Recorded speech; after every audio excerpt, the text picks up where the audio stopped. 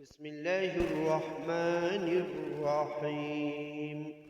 الرحمن علم القرآن، خلق الإنسان، علمه البيان.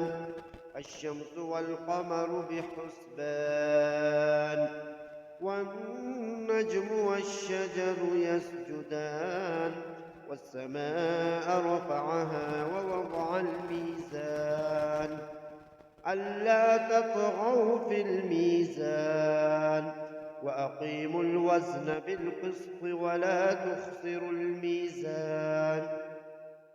والأرض وضعها للأنام، فيها فاكهة والنخل ذات الأكمام، والحب ذو العصف والريحان.